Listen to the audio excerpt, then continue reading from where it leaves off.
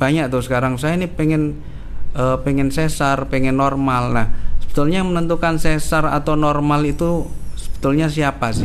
Dikasih bayi, posisi janin, letak lintang, ya, letak sungsang anak pertama, kemudian ada bayi besar dan seterusnya. Untuk menentukan kapan ini bisa persalinannya bisa normal, bisa sesar, itu pada usia kehamilan berapa? Cerita-cerita horor yang sering agak dilebih-lebihkan mengenai persalinan normal, mulai dari nyerinya, mulai dari nanti digunting ya,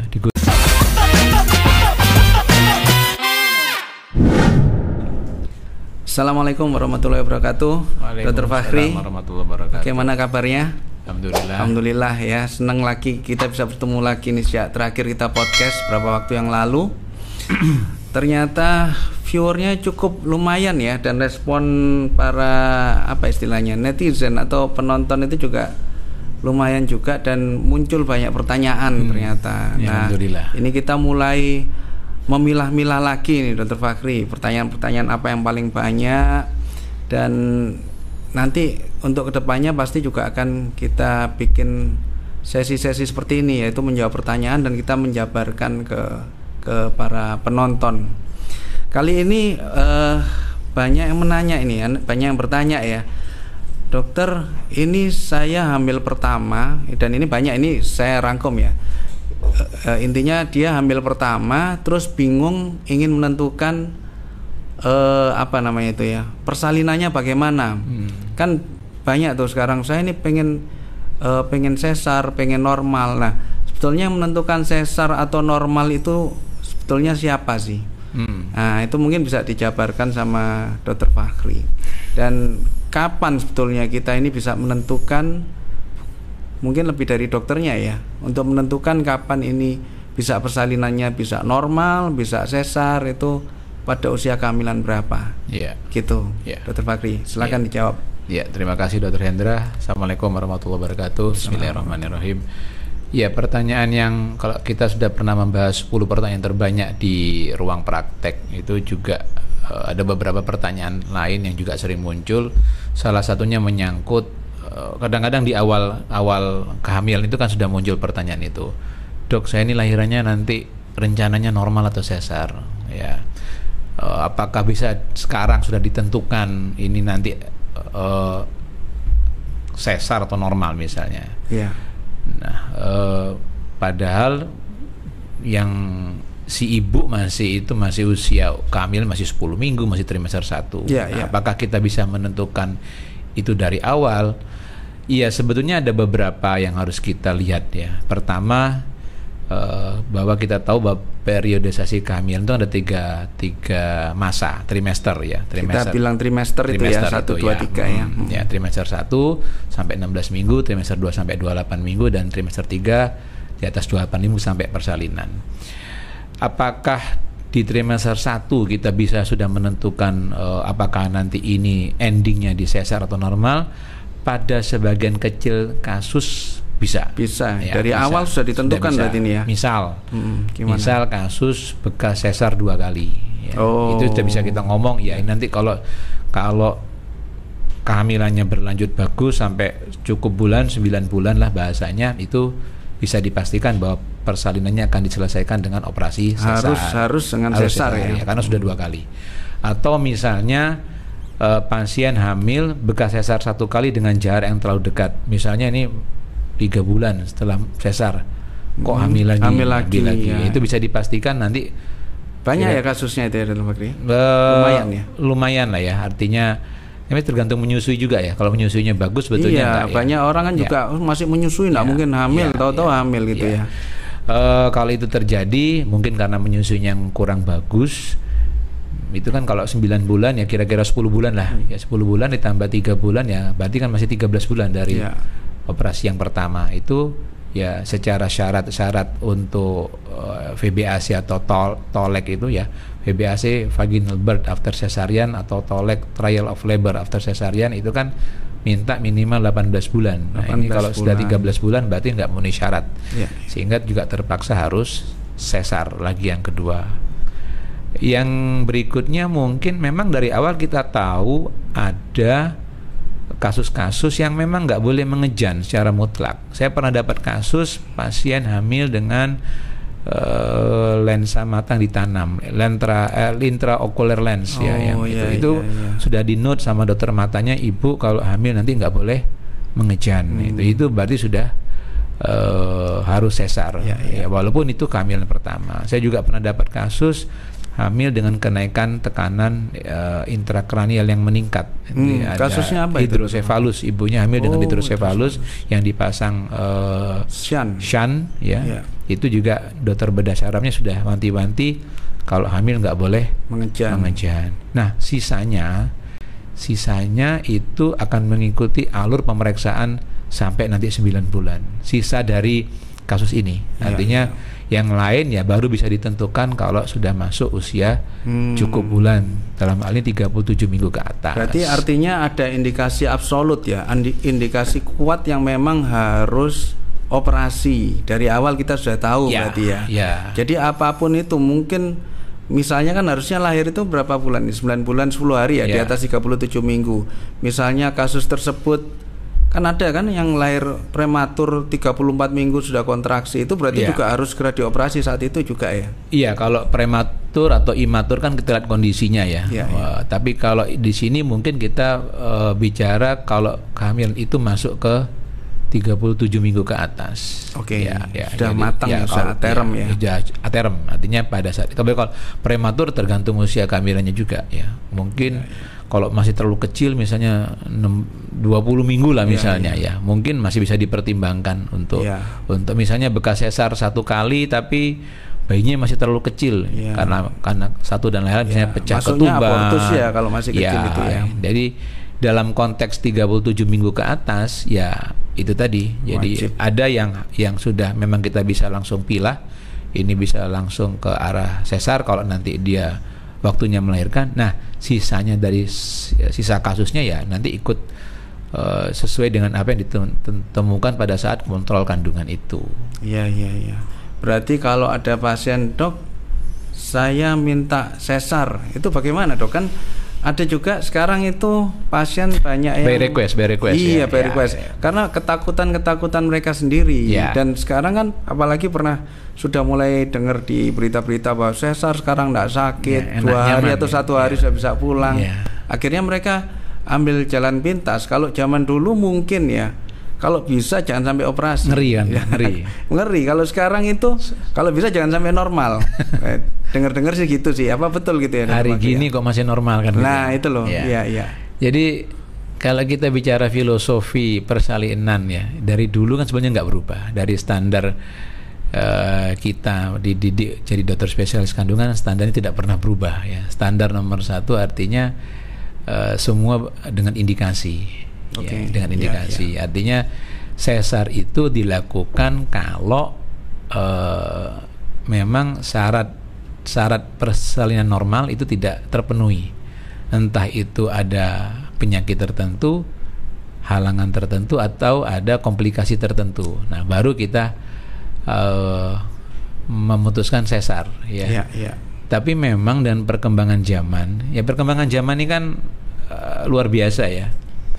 Perkembangan obat-obatan, perkembangan material operasi, benang dan sebagainya, perkembangan teknik operasi, perkembangan manajemen operasi sudah yang jauh dibanding dulu. Dulu orang mungkin sesar harus masuk rumah sakit seminggu untuk makan minum jahitan dan segala macam ya. Makan minum nunggu kentut dulu ya. Sekarang juga dulu harus puasa. Sekarang kan artinya hal-hal itu kan sudah nggak dilakukan lagi dan orang merasa sangat nyaman. Belum lagi kalau dikaitkan dengan cerita-cerita horor yang sering agak dilebih-lebihkan mengenai persalinan normal. Mulai dari nyerinya, mulai dari nanti digunting. Betul banyak gitu. Itu digunting itu gimana gitu ya, apalagi takut duluan. Iya, kadang-kadang itu menyebabkan jadi overthinking bahasanya sekarang ya. Jadi takutan berlebihan yang akhirnya membuat sesar itu seolah-olah lebih aman. lebih menyenangkan, lebih aman, lebih praktis, ya. Itu yang harusnya diluruskan. Kalau dari sisi medis, bagaimanapun pilihan normal itu menjadi lebih baik sebetulnya.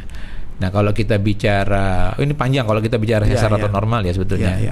Kalau kita bicara indikasi sesar kan sebetulnya tidak berangkat dari indikasi-indikasi yang kita tahu selama ini. Satu, indikasi ibu misalnya, ibunya memang dilarang untuk mengejan misalnya, panggul sempit dan sebagainya. Indikasi bayi, posisi janin, letak lintang, ya, letak sungsang anak pertama, kemudian ada bayi besar dan seterusnya.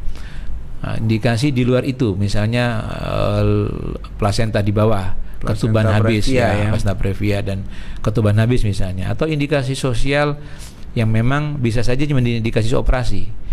Misalnya bayi yang didapat dengan histori yang panjang, bayi tabung, kemudian anak mahal ya. Itu indikasi sosial ya. 3 kali hamil, keguguran kemudian hamil. Kemudian usia 40 anak pertama, itu mungkin bisa menjadikan indikasi sosial. Nah, di luar itu yang nggak ada apa-apa, yang tadi Dr. Hendra katakan nggak ada masalah apa-apa, tapi minta sesar. Nah, ini kan yang menarik untuk didiskusikan itu ya, apakah bagaimana ini. Tapi memang kembali lagi hak memilih persalinan itu kan ada di pasien. Ada pasien ya, bukan lagi domain dokter. Dulu kan kita masih ingat, orang melahirkan dulu kan di kamar bersalin tidak ada yang nunggui. Suami keluarga di luar ya. Tahu-tahu sudah lahir ya. Sudah lahir. Apapun yang terjadi di kamar bersalin itu sudah dipasrahkan sama medis ya. Sekarang kan nggak bisa lagi. Sekarang apalagi info tentang persalinan itu semua sudah masuk ke pasien ya. Jadi seringkali pasien datang itu sudah dengan segudang pertanyaan yang kadang-kadang kita juga tahu dari mana ini pasien ini ya. Gitu ya. Penting sekali berarti. Apalagi kalau misalnya di kamar bersalin suami menyaksikan prosesnya, itu kan kadang-kadang ada unsur emosional terlibat, nggak teko dan sebagainya. Ya, itu akhirnya membuat sesar by request itu kan mungkin jadi opsi sekarang. Nah, yang penting bahwa pasien tahu bahwa itu belum indikasi medis, dan dokter juga sudah cukup menjelaskan bahwa itu sebetulnya tidak harus dilakukan sesar. Tapi kembali lagi, menurut saya, dalam hemat saya, ya penentu terakhir tetap pasien dan keluarga. Dokter hanya menjalankan tugas dalam kapasitas medis sesuai dengan syarat itu. Berarti kelihatannya ini perlu dibahas lebih lanjut lagi. Mungkin tersendiri pokok bahasan tersendiri ya. Plus minus ya. Kalau sesar itu plus minus apa? Terus kalau lahir spontan plus minusnya apa ya, ini bisa jadi pokok bahasan tersendiri. Menarik. Itu panjang itu. Ini kita kembali ke yang tadi ya, skenario persalinan. Jadi saya sempat mendengar ini Dr. Fakri mengucapkan ini skenario persalinan. Gimana maksudnya skenario ini? Apa kayak sutradara bikin skenario atau bagaimana ini? Jadi gini, tadi kan kita bicarakan di awal tadi, ada pasien yang sudah dari awal bisa kita tentukan. Ini mungkin sebagian kecil ya. Ini sudah dari awal dia sudah tahu, saya bakal sesar ini. Ya, kita tidak bicara prematur ya, atau bicara abortus. Kita bicara kalau dia masuk 9. Nah, sisanya kan masuk ke 9 bulan. Nunggu 9 bulan dulu. Ya. Dalam proses itu, proses ANC itu ya, kontrol antenatal care ya. Antenatal care ya. Itu kan dokter akan memilah.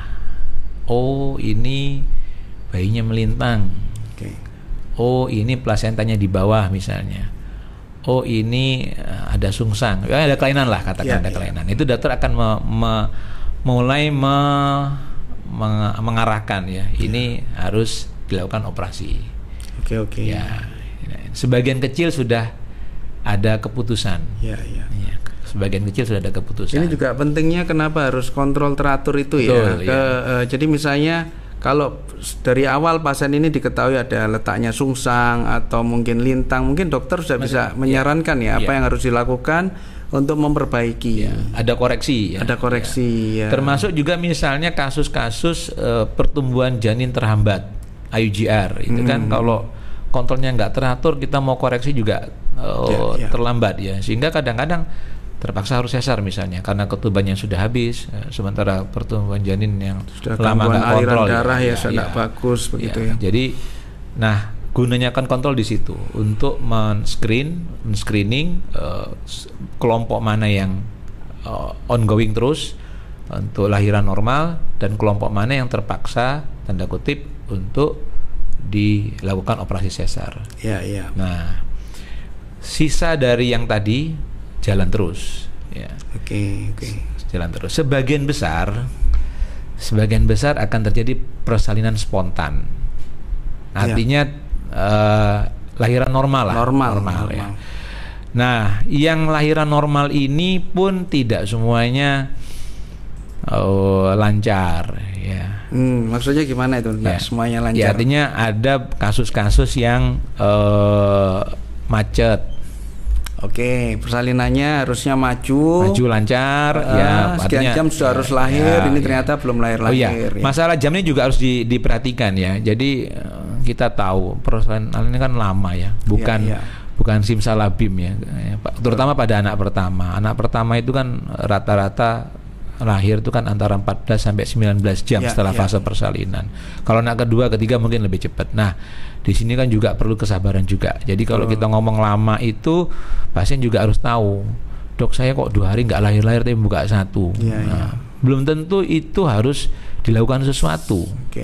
Kan bisa saja dipulangkan dan sebagainya kan itu ya. Jadi kriteria mengatakan lama juga dokter dan pasien juga harus sepakat ya. Jadi kalau buka 1 kontraksinya belum bagus, keluar lendir darahnya juga masih sedikit, terus ini macet. Nah, ini kan juga belum tentu dikatakan macet. Artinya untuk bilang macet itu ada ilmunya ya, ada ilmunya, asal macet ya. Itu. Jadi sudah 2 hari ini enggak lahir minta sesar ya kan. Kadang-kadang secara mental pasien itu sudah mulai down ya. Jadi karena kalau saya tahu persalinan itu adalah perjuangan selain fisik juga perjuangan mental. Betul. Jadi ada yang dari awal saya kuat, begitu kena sakit sedikit enggak kuat, minta operasi. Nah, itu berarti mentalnya kurang dikuatkan.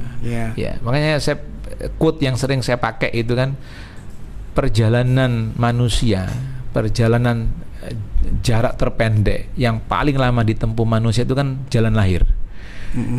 Maksudnya gimana? Ya, artinya jalan lahir itu kan cuma berapa senti ya? Cuman berapa itu? Paling 10 sampai 15 senti. Tapi menempuhnya bisa berjam-jam, berhari-hari dan butuh perjuangan yang sangat panjang. Itu jalan lahir. Jalan terpendek yang paling lama ditempuh manusia itu adalah jalan lahir ya. Baik Dr. Fakhrin ya. Baik Dr. Fakhrin. Bagus juga ini. Nah, jadi yang tadi kalau kita ngomong lama, kembali lagi tadi kita ngomong lama, lihat dulu kriteria terpenuhi apa enggak. Itu yang pertama. Jadi enggak semuanya lancar. Ada yang macet, ada yang kepalanya enggak mau turun. Berarti itu last minute pun bisa ya kita berubah menjadi sesar. Pertama buka 1, buka 2. Wah, ini masih optimis bisa lahir normal ini. Tapi last minute tahu-tahu ada mungkin detak jantung bayinya turun atau mungkin yang lain gawat janin ya, atau yang lain-lain last minute bisa ya kita rubah menjadi. Jangankan pembukaan 9, buka 10 aja bisa saja kesesar. Kalau kepala kan nggak mau turun. Ada yang namanya arrest of descent itu ya, di atas terus nggak turun-turun. Betul. Apalagi dari awal kadang-kadang dokter itu sudah melihat ada lilitan tali pusar ya. Itu juga faktor yang penentu juga ya kira-kira ya. Ya, lilitan ini memang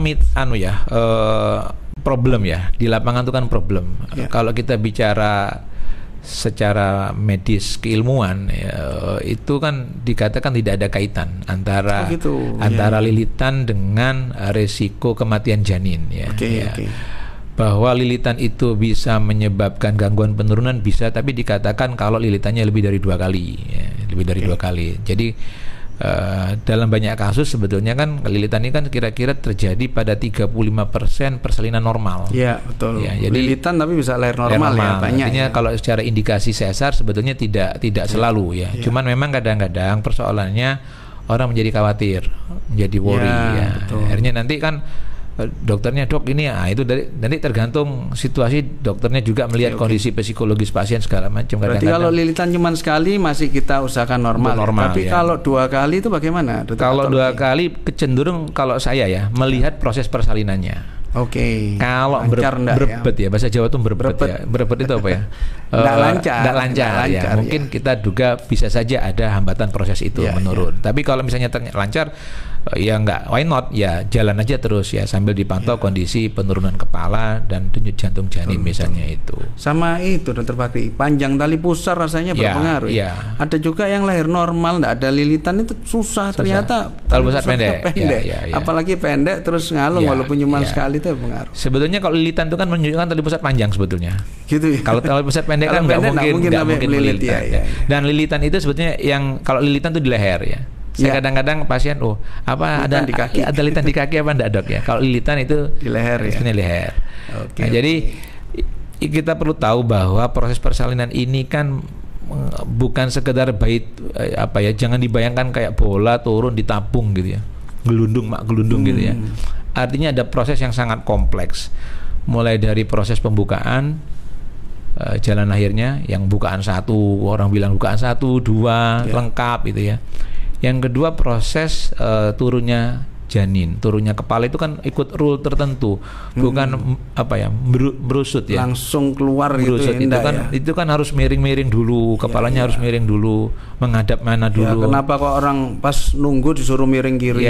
Terus itu karena teknik-teknik untuk memudahkan kepala supaya turun itu kan memang ada. Artinya kalau kepala itu turunnya nggak sesuai dengan patron normalnya, misalnya ngadep ke atas misalnya. Ya macet karena diameter panggul ibu dengan diameter terbesar kepala jadi tidak sinkron. Ya akibatnya terjadi itu tadi, misalnya arrest of descent, kepala nggak mau turun. Nah ini istilahnya CPD atau bisa cephalopelvic disproportion itu. Atau misalnya yang tadi lancar semua bagus, kepalanya mau turun tapi tenaga sudah habis. Habis, nggak kuat ngejen lagi. Kalau itu apa itu yang harus dilakukan? Ya, salah satunya kan bisa dilakukan vakum itu. Vakum ya. Nah, ini vakum menarik ini. Vakum misalnya. Dokter Fakri sering mungkin ya melakukan vakum ya. Lumayan, cukup sering.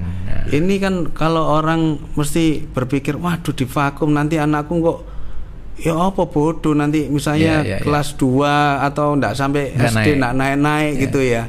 Nah sebenarnya ini saya juga produk bukan vakum ya, saya di forceps waktu ditarik sama Prof. Prayit almarhum ya, karena ibu saya enggak kuat mengejan ditarik.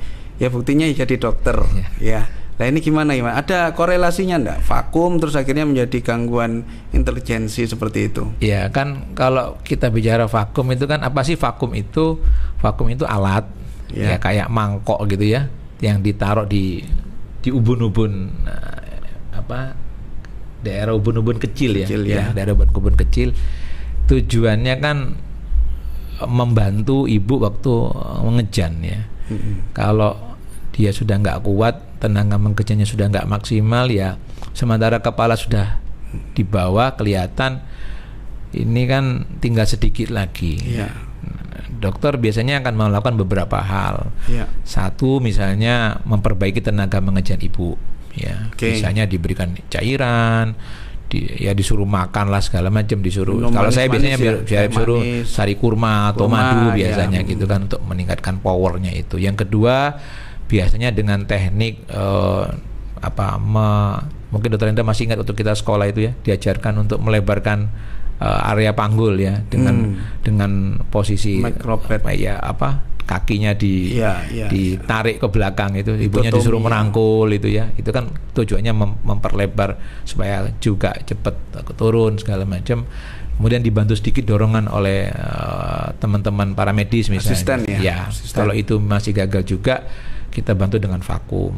Alatnya macam-macam ya vakum itu. Tapi kalau yang kita pakai sekarang itu yang di Kendang Sari kan kita pakai yang vakum yang terbaru, yang model simple, yang handy ya, nggak pakai rantai yang serem dulu kayak. Iya dulu rasanya gede banget sampai orang lihat itu ngeri model apakan ini. Pakai besi. Nah model yang plastik ini sangat aman kan, insya Allah aman. Karenanya cepat sekali memang saya lihat kalau habis di vakum terbentuk benjolan itu nggak sampai beberapa jam itu sudah kempes sendiri. Nah, yang dibentuk semacam konde itu ya. Konde gelung itu.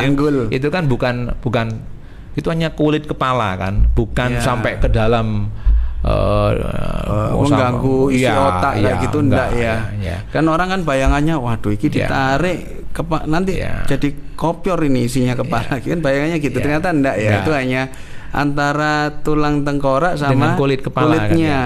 Kan, paling yang sering terjadi itu apa kayak bekas merah gitu merah gitu yang itu cepat sekali menghilang sebetulnya. Ya dengan penempatan teknik yang betul, dengan alat yang semakin modern, canggih sekarang, itu lebih safety-nya kan jauh lebih baik daripada yang mungkin bekasnya juga lebih cepat dari yang model yang besi atau apa itu. Justru soalnya kalau terlalu lama di bawah panggul si anak ini malah kasihan juga ya. Nggak baik ya, aliran darahnya, oksigenasinya tambah jelek Semakin lama semakin jelek, makanya perlu segera dibantu. Ibunya juga kan lebih sudah ibunya. Secara lemes berarti. Nah ini yang perlu diketahui juga oleh pemirsa bahwa vakum itu apabila dilakukan oleh tenaga kesehatan yang betul atau yang benar, yang kompeten, dalam hal ini dokter spesialis kandungan, dan dilakukan dengan indikasi yang benar, teknik yang benar, maka efeknya ke bayi akan sangat rendah sekali ya kan. Oke, terus habis itu apalagi ya Dr. Fakri ya, kalau misalnya tadi selain itu yang forceps nggak pernah dipakai ya? Iya. Yang dulu orang bilang di tang gitu yang jarang ya pakai itu. Biasanya masih dilakukan di rumah sakit pendidikan ya. Untuk, masih masih. Untuk pendidikan ya mungkin mungkin ya saya enggak. Artinya bagian dokter kandungan harus tahu semua kan.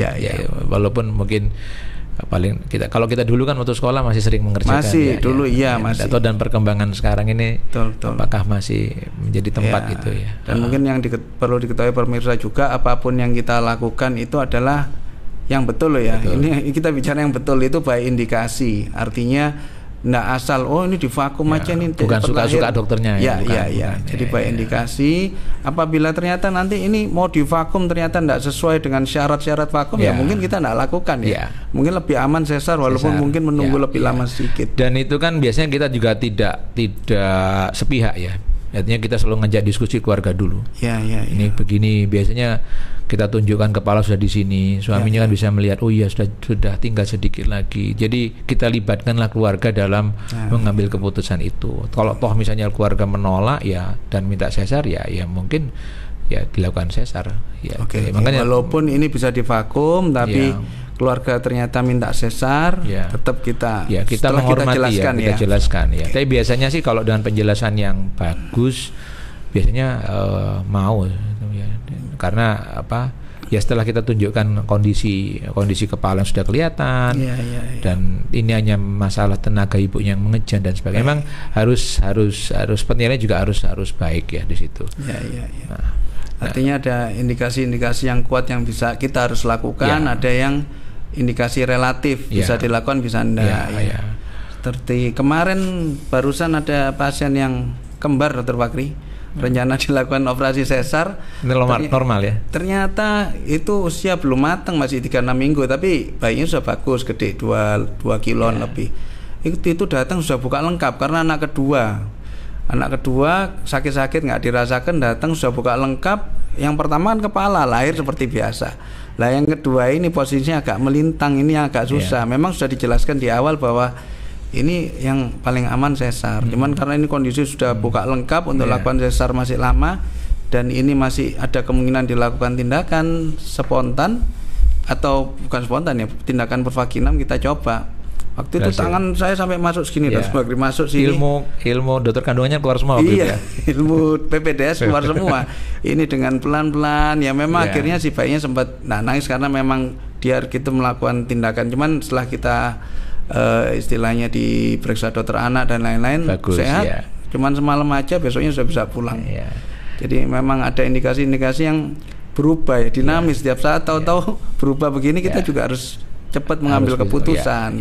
Memang seperti itu. Dan kalau kita pengalaman Dr. Hendra itu kan di sesar pun bisa terjadi. Bisa. Ya misalnya saya juga baru pernah mengalami enggak lama kok. Yang awalnya letak kepala. Ini waktu sesar. Ternyata waktu dibuka kandungannya tiba-tiba janin berubah menjadi letak lintang. Nah, ya. Pertamanya kepala jadi berputar letak lintang gitu. Ya, letak lintang. Terus kita kan ya tadi itu harus cari kaki akhirnya kan, cari kaki mengeluarkan dengan cara menarik kaki. Artinya memang kadang-kadang ada situasi unpredictable yang direncanakan, oh ini sepertinya operasi biasa saja, ternyata bayinya tahu-tahu berputar. Jadi ya itulah pentingnya pengalaman ya Dokter Fakri ya. Kalau saya lihat kan itu, kalau kita melihat ini tahu-tahu melintang, ada dua yang kita bisa lakukan. Satu, cari kaki. Kedua, kalau masih teraba kepala bisa kita diputar coba putar kembali, atau ada yang pakai vakum kepala segala macam kan bisa sudah ada di otak itu kita. Hanya dalam sekian detik kan. Iya, harus memutuskan. Nah, itu pentingnya juga ya. Pengalaman itu sangat-sangat berharga ya rasanya.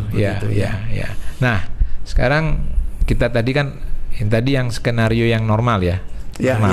Skenario normal. Nah, ada juga yang dalam perjalanannya macet. Misalnya buka 4, 5, 6 itu macet ya. Sehingga kadang-kadang dengan kriteria kita siang jam nggak maju, kita anggap macet lah itu. Sehingga kadang-kadang ditawarkan untuk diinfus, akselerasi. Dikasih istilahnya di apa? Oksitosin, di drip. Orang awam taunya di drip gitu ya. Dirangsang. Ini kan juga sering banyak mitos juga. Salah satu mitosnya yang paling sering kan, saya nggak mau dirangsang dok. Kenapa? Katanya lebih sakit daripada lahiran normal. Ya, itu juga yang sering juga menyebabkan orang agak gampang ngambil keputusan dirangsang. Padahal kan kontraksi yang dituju sebetulnya kan sama dengan harapannya kontraksi normal ya. Berarti dibikin sakit seperti sakit yang normal seperti biasanya, bukan jadi lebih sakit juga, sebetulnya ya. Kan ada kriteria tertentu untuk mengatakan kontraksi itu bagus, berlebihan atau kurang, kan ada standarnya. Nah, artinya bisa saja skenarionya seperti itu, pembukaan 6, 7 macet ya. Kemudian dokter evaluasi masih memungkinkan untuk lahiran secara per vaginam. Kalau normal mungkin bahasanya sudah enggak ya, karena sudah pakai obat infus ya. Dan itu juga bagian dari skenario yang bisa terjadi di kamar bersalin. Yang awalnya dipikir lancar-lancar, kemudian terpaksa diberikan obat untuk akselerasi kontraksi itu. Setelah kontraksinya bagus, dokter akan evaluasi lagi, maju apa enggak, turun apa enggak kepalanya. Itu yang masuk kriteria normal tadi, normal. Dan masih banyak lagi skenario di situ kan, bisa terjadi gawat janin. Betul.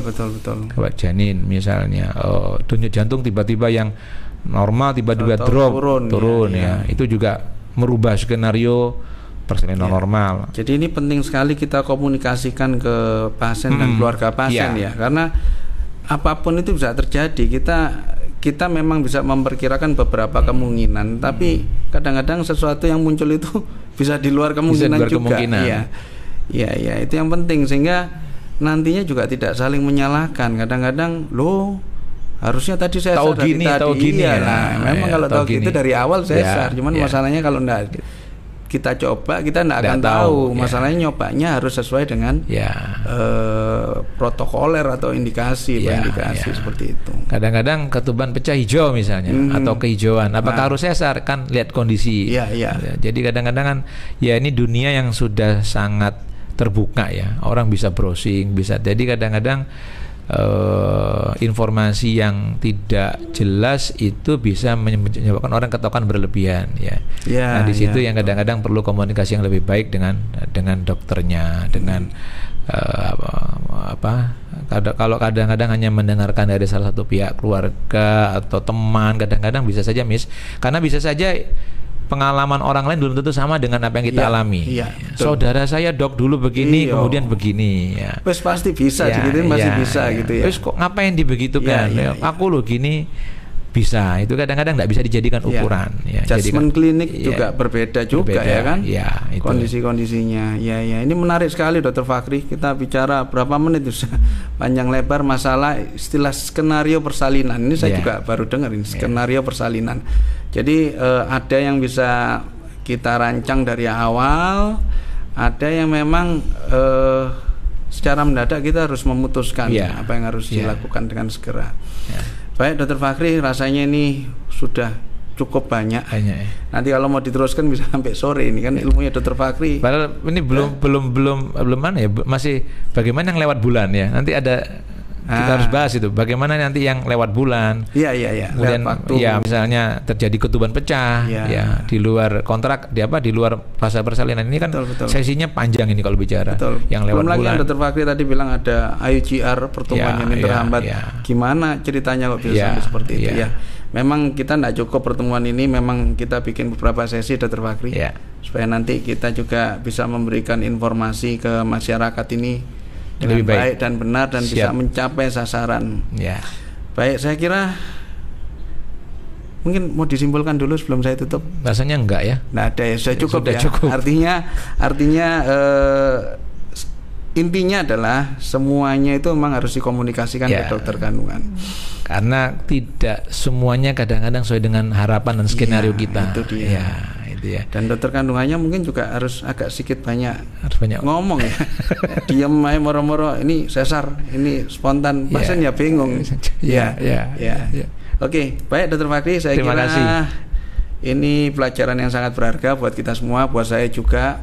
Moga-moga di lain waktu kita bisa ketemu lagi membahas hal lain yang lebih menarik lagi. Dan lebih berguna lagi baik bagi kita sendiri maupun buat masyarakat luas. Baik, saya kira terima kasih. Terima kasih Dr. Hendra. Assalamualaikum warahmatullahi wabarakatuh. Waalaikumsalam warahmatullahi wabarakatuh.